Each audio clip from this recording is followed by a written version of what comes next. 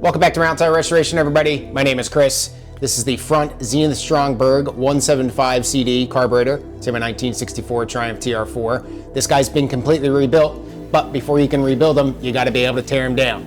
So in this video, I'm going to show you how to do just that. Thanks for watching. Let's get it sorted.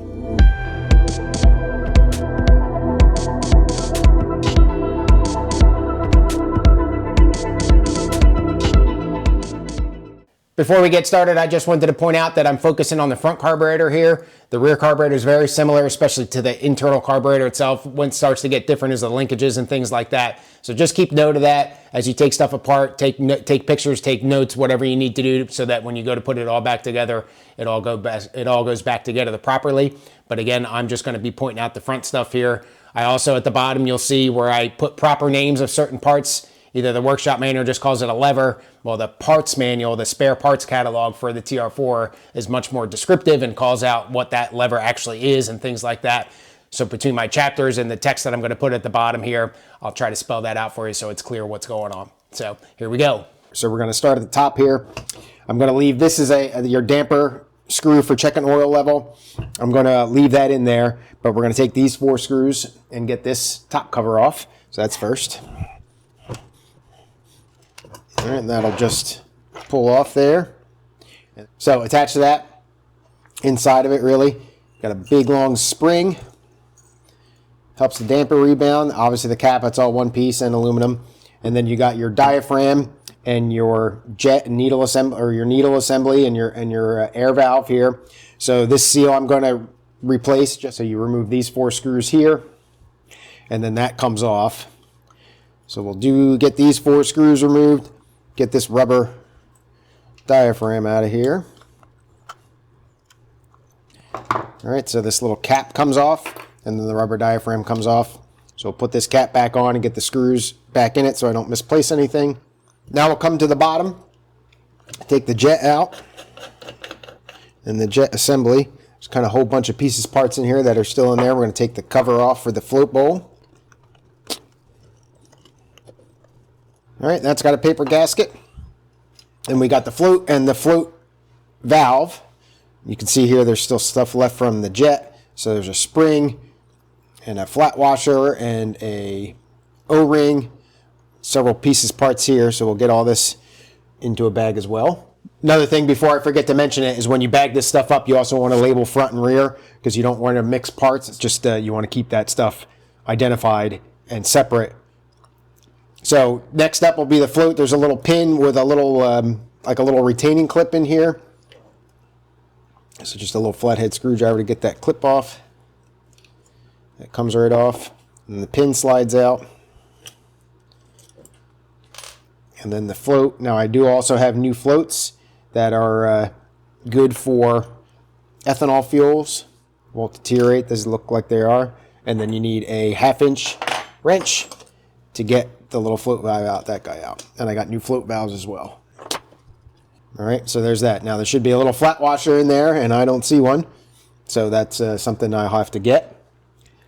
But I think I got them when I got the float valves. So we will bag that as well. Also right here is another like a white plastic piece. I'm not sure you can get them anymore. I was able to get one from Rimmer Brothers a long time ago. Because this one obviously was missing or broken. The front carburetor has it. The rear carburetor, this is capped. I don't remember what the thing is called. I'm sorry. I'll get you an answer and put it in the text here in the bottom. But you might need to get a new one of those. They get deteriorated. All right, so next up now we'll go to the all the linkage and all that kind of stuff. Now we have these 2 pieces of linkage here, which connect the 2 carburetors together. These little accordion spring washer things are really expensive. I think they're like 20 or 30 bucks a pop. So if you can help, not losing those, so that you hold on to them, don't chuck them because they're not cheap. But now we just got 7/16 bolts here. So we'll go with this one first. This is the starter bar and all of its stuff. And these just little star washer. And this should just lift off here. There's a spring under here, and a spring right there too, obviously. All right, so we're just going to leave that connected so I can remember how that spring goes. And then the other return spring there. And then there's also circlips on here. You can just pry off with a flathead. Got that on that side. And there's one on the other side too. So we're going to put those circlips back on, put this stuff back on, get everything kind of reassembled here just so I can keep track of how stuff went and don't lose track of stuff, except I forgot the spring and the star washer and the nut back on. All right, so there's all that assembled, so we'll get that bagged up. And then last thing really to, so that's a little flat washer, I think, out of the jet assembly. I missed a piece there. All right, and then the throttle shaft, again, 7/16 wrench to loosen it up here. And a little idle adjustment screw, we'll get that guy off. There's also another spring, a return spring under here, under this linkage.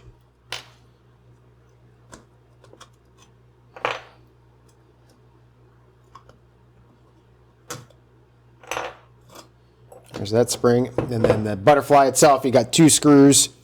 Obviously need to take those off.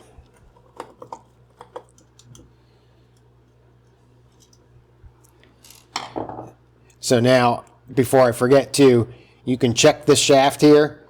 This feels pretty tight. It's not really wiggling at all, so that's a good sign.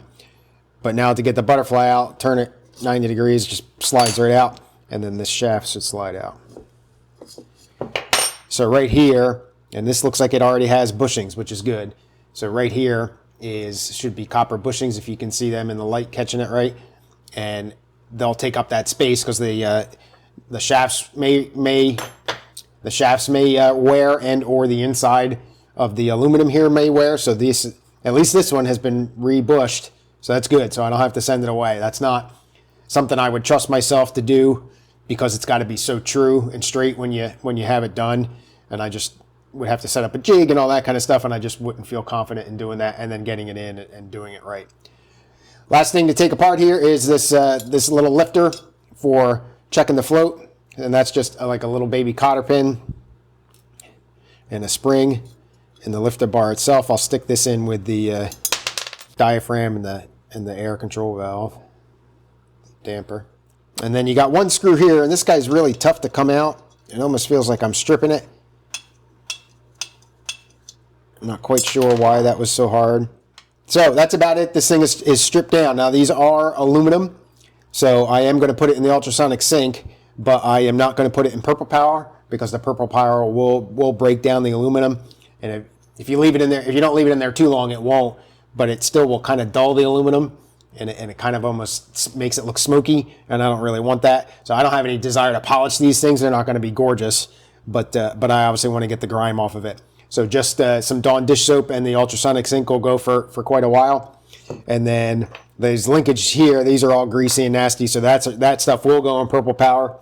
But that's really it. There's not a whole lot to breaking these things down. They're obviously pretty simple. And then here is the serial number, and this one says C, not the serial number, but the model number, Charlie 1825, and then an F for front. The other one, C1825, with an R for rear. But they're pretty much identical, couple differences. But the disassembly is going to be nearly identical, and there's only minor differences between the two. So that's all there is to it. I'll get this in the ultrasonic sink. We'll start getting all this stuff cleaned up, get the linkages and stuff that I want to get zinc plated, get that zinc plated, and then we're going to get to getting everything put back together. All right, everybody, that's all I got. Thanks so much for watching. Leave a comment below. Tell me what you think. Pretty easy to tear these things down. There's not a whole lot to them, but you got to get there. So get your stuff all cleaned up and get ready to put it all back together with your rebuild kits. Thanks for watching. Have a good rest of your day. Cheers.